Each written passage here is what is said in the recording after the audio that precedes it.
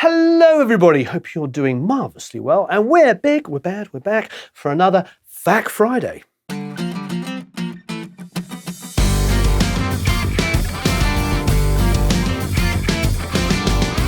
I love doing the Fact Friday, the Frequently Asked Questions Friday. A lot of these do come up time and time again. There's a couple here that are very close to me that I think are going to be very, very important things for us to talk about. And I'm going to launch in with one of the big, heavy, very important ones. As ever, please subscribe to Produce Like a Pro. You can go and sign up for the email list and you'll get a whole bunch of free gifts. So you can go to producelikeapro.com to get them. All right, number one, do you have any advice on how to cope under pressure and perhaps anxiety? That's a really, really big one. There's a couple of questions here that have a very similar sort of theme. So I'm really, really glad and really, really happy to be able to help in any way I can with this. It's difficult. It is difficult because for me, I am married and I have a family and a mortgage and everything that comes with it. Car payments, health insurance. I live in America. I'm English, but I'm in America, so I pay for health insurance costs. I pay for lots of stuff. It's expensive to live here in Los Angeles. And I'm sure that many of you live in expensive cities or expensive parts of the world. So that does immediately put a lot of pressure on us as husbands, wives, boyfriends, girlfriends, single people, whatever it might be. There is a lot of responsibility that comes in life. So that immediately creates a certain level of pressure. Now, when I was on my own, single, making music, the pressure was just as bad. If you're on your own, the pressure is self-imposed. I want to make amazing music. I want the clients that come through that door and sit down in this room with acoustic guitars, working ideas with me to walk away feeling really, really happy. Last night, our artist Luke and his father were here and they left. And they have already worked with another really famous producer, really well-known producer. And as they were leaving, they said that this was the best experience they had ever had. They felt like we connected with them. We connected specifically with Luke. We were able to draw out great performances with him. We were able to go through his lyrics, his melody ideas. And that is the best thing I can ever hear. As a producer, a songwriter, engineer, mixer, whatever it is that you do, to have an artist tell you that is really reaffirming. I think for me in life, I want everybody I work with, work for, work around to share in that, to feel really, really good about what we do. It's not easy to do, but those moments remove a lot of stress and anxiety. But that stress and anxiety is there all of the time, regardless of the mortgage. It is there because I love what I do. This YouTube channel, for instance, is not just here to make money. It is here to help other people. It's here to share these kind of experiences because we're always producing, engineering, mixing 4 albums at any one time. This is all about doing it for the love of it. So if you love what you do and you care about what you do, that pressure is going to be there. That sense of anxiety is going to be there, regardless of how much debt you may or may not have. So I think it doesn't get any better for me. It always will be there. But that is what drives me. I use that pressure, that anxiety I feel drives me every single day to get up in the morning and succeed. And if you can get through the day and you can do your job and you can interact with people and give them a positive experience and improve their music and their abilities just by being with them, you have done an amazing job and you'll wake up the next day a better person for it and a better producer, a better engineer, a better mixer, a better songwriter. So take that fears, those anxiety and that pressure you feel and just work through it. Work through it, and every day that you get through it, you will get stronger. And you will be able to bring more to it. The reason I'm able to do this, the reason why we have a successful YouTube channel with a couple of 100,000 of you out there that tune into our videos is because I work through a lot of this stuff. So this is really, really important. I'm so glad you asked that question. I don't have the name of the person that asked it, but thank you, because it is really, really important that we talk about this. All I can say is love what you do, but understand the pressure we feel. Even when I didn't have a mortgage and I was just renting a room for $500 a month, I still felt that pressure. So if you're 16 years old making music with your friends and you feel under pressure, it's because you care. You give a crap.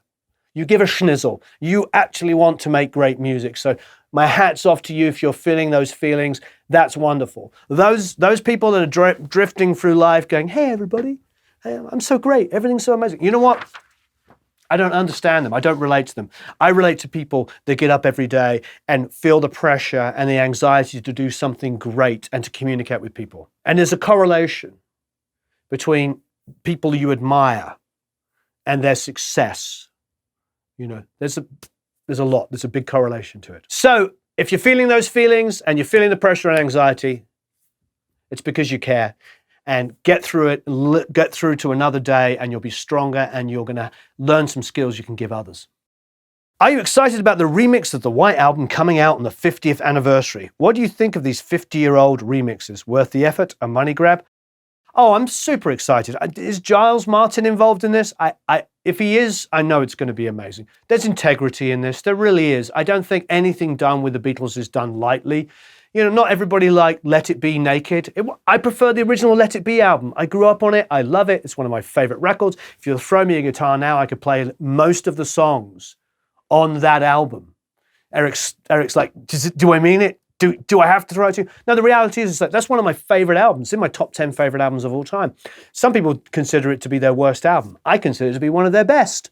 So when they did the naked version where they went and remixed it, did I like it as much? No. But did I appreciate the guys in the Beatles that Paul McCartney got in there and redid that for us to listen to? Heck yes.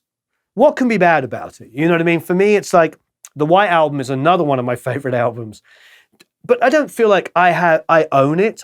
What I mean is I don't own that music in a way that I could say what is best for it. If Giles and other great people are getting involved to bring up other versions of it, I'm excited to hear what they do.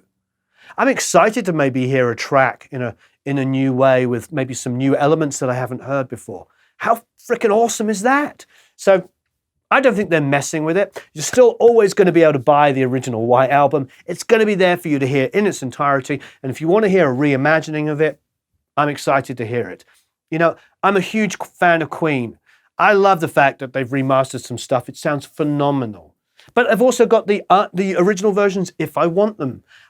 To me, if you're a fan of a band, there's nothing better than hearing outtakes and things you've never heard before because you already know their catalog, so other stuff as well. That's why we're fans. We are fans. We want to hear it. We want to hear the interviews, hear the outtakes, see footage.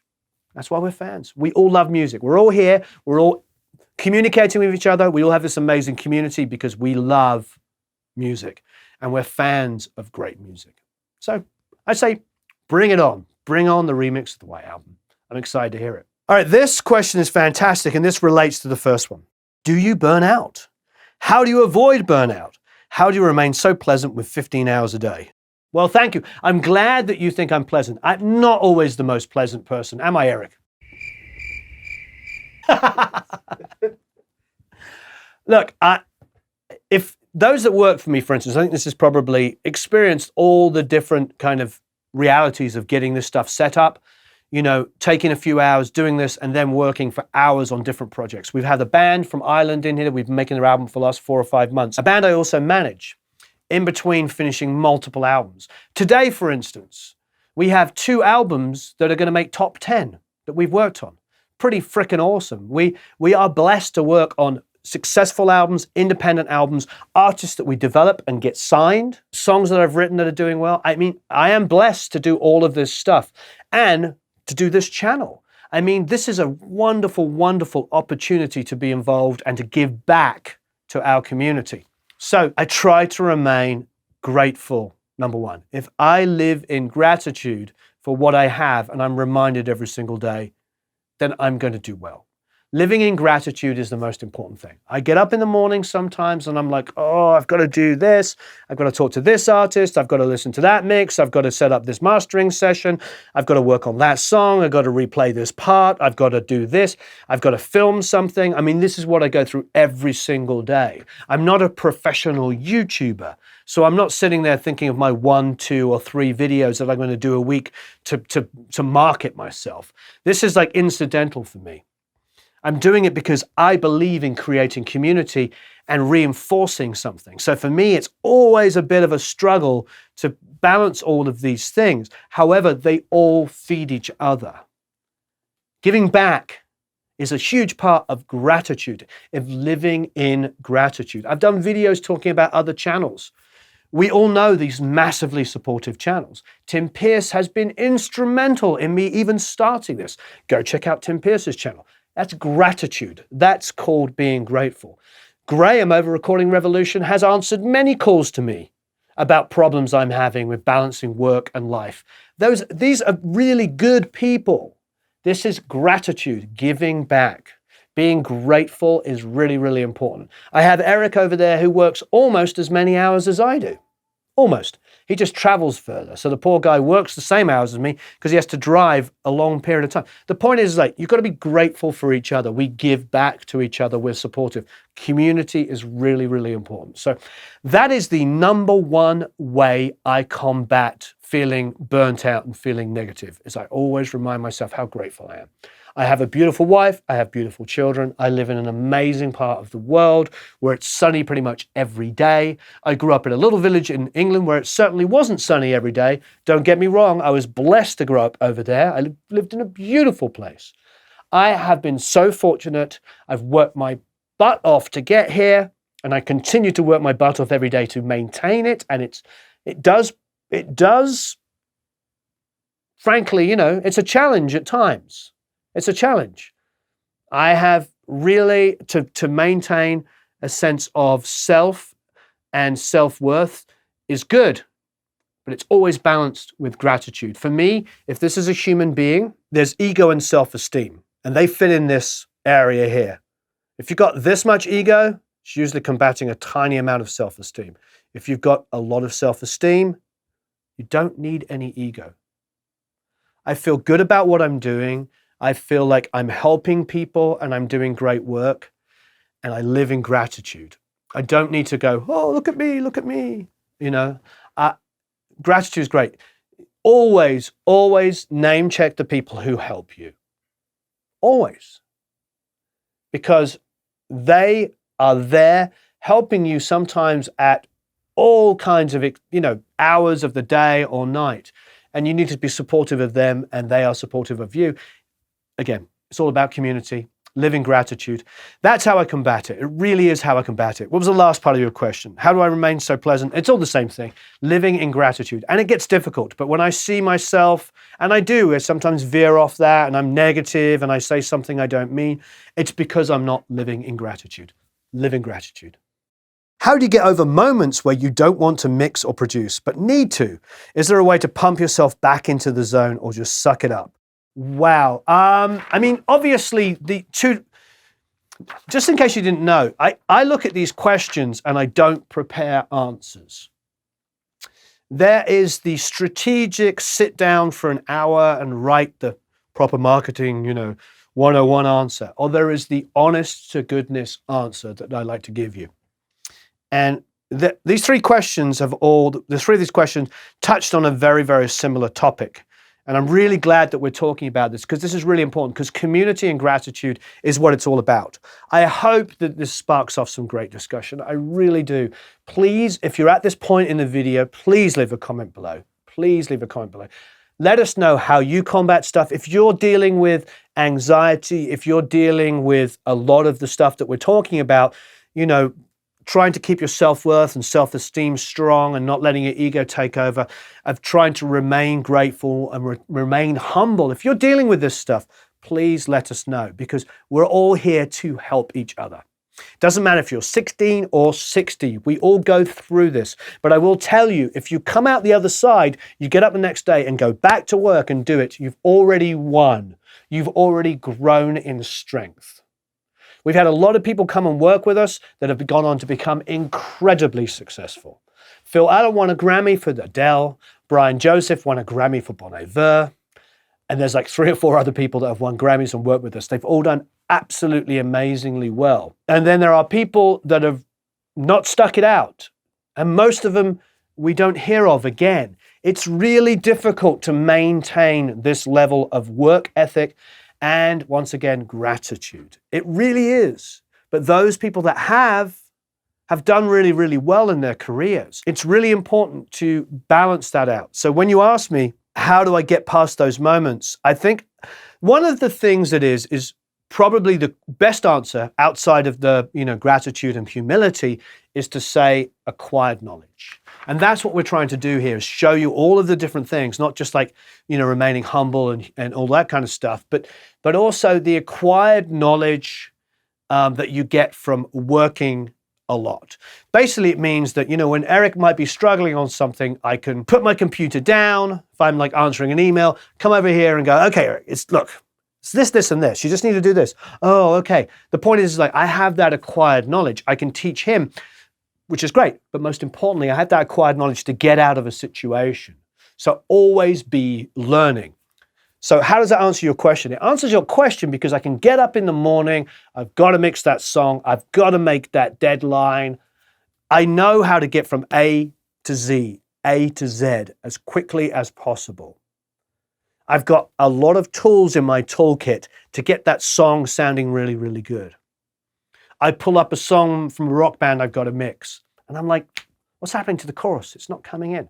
So I'll pick up an electric and I'll put some rakes on the downbeat of the first chord. Grah! And I'll just push it up underneath. Maybe it's not that audible, but just enough to lift it. I'll play piano chords sometimes to reinforce heavy guitar chords. I've got this acquired knowledge. This is what I'm sharing with you every single week, giving you little tips. Go back through our multitude of 600 videos and you'll see all of these little tips. That's my acquired knowledge. Those are things that I've learned from doing this. So that, along with being humble and living in gratitude, is really how I get through it, because it's not a struggle as much as it used to be. I'm still learning, but I'm not experimenting to get from A to Z as much. Trust me, I still love experimenting. We'll still throw up a mic and do something crazy. You saw how this week on Monday, how we recorded drums at Sunset Sound. And we did a few slightly different things. Not a lot, but a few slightly different things. One of the main things we did is we clicked down all of the mic pre's by 2 clicks. What I love about a good old school mic pre is you can hit it a little harder. It rolls off some of those transients. It has transformers that add weight like girth, make things sound a little fatter. What we did is we clicked it down 2 clicks across the whole console, and that gave us a much cleaner sound. Not necessarily better or worse, but a little bit more modern, a little bit more perfect sounding, a little less rough around the edges. I like the rough around the edges. I'm rough around the edges. I like the sound of rough around the edges. But we were going with Luke's album, we were going for something a little cleaner. So that is an acquired knowledge. So it makes mixing and producing easier because I have, once again, lots of tools in my toolkit. That's what you need to be doing, is building the tools in your toolkit, like getting the tips and tricks. Like, I would highly suggest go back through the videos, look at all the different stuff. There's lots of other great people out there, but there's a lot of recording techniques in there. And if you're in the academy, there's also a huge amount of people you can talk to in there that can help you out. So these are the things that we have, that I have, that allow me to, even when I'm like, oh, do I have to work on that song? I can just go back and rely on my tools. And after an hour or two of relying on my tools, I get excited. I start going, oh, let's try this. What about a bit of slap delay? Oh, what about a bit of reverb on this? I mean, we're blessed. We have, like I said earlier, we have 2 albums this week are in the top 40. We may have the #1 album. I'm not looking yet. I mean, one song, don't get me wrong, on the #1 album. I mean, that is really, really a wonderful, wonderful thing. And we're very, very blessed to be able to work on this kind of music every single day. But again, acquired knowledge. That song we did was with Diane Warren and David Foster. David Foster is arguably one of the most successful producers that ever lived. And Diane Warren is definitely one of the most successful songwriters that ever lived. And like engineering that song was a really amazing experience for me, working with people of that level. So that's another things that I put in my toolkit. So acquired knowledge, acquire it, work hard, learn things, push yourself, get that knowledge level super, super high. And then you're going to get through those days when you're just like, oh, I really don't want to work on this song today. It'll help you through immeasurably. Hey, Warren, are you excited for the Bohemian Rhapsody movie coming out? Heck yes! So excited. So those of you that know me know I'm a huge Queen fan, and can we go through a whole video without me mentioning Queen? No, we couldn't. So I'm a huge Queen fan. So my wife and I flew to Vegas and we went to the Queen Adam Lambert show, and we got upgraded to seats at the front. Yeah, pretty amazing. That's would be an understatement to say it wasn't absolutely amazing. So we sat right at the front. I believe that there is an image that we'll throw in here showing you how close I was to Brian May. We were when he was singing and playing Love of My Life. Flash the photo.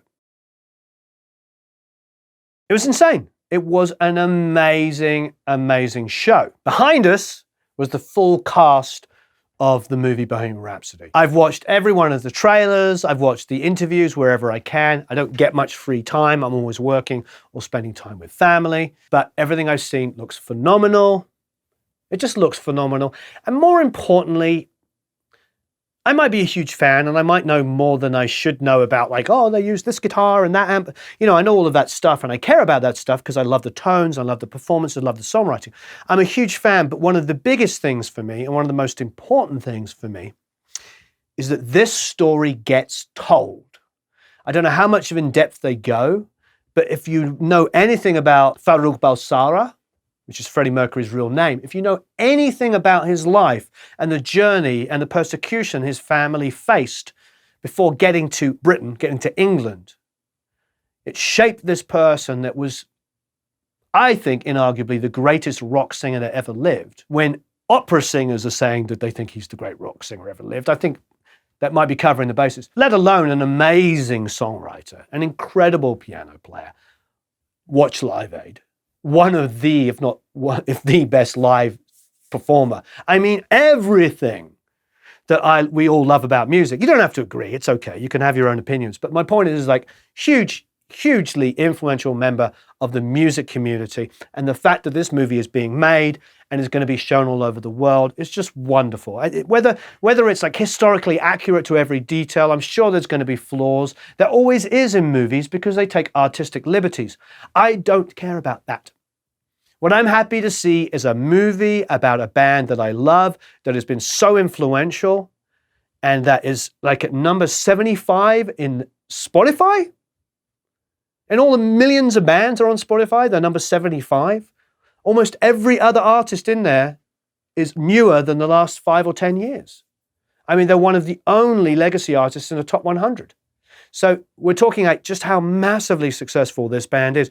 But more importantly, they're going to get their message and their music out to the rest of the world.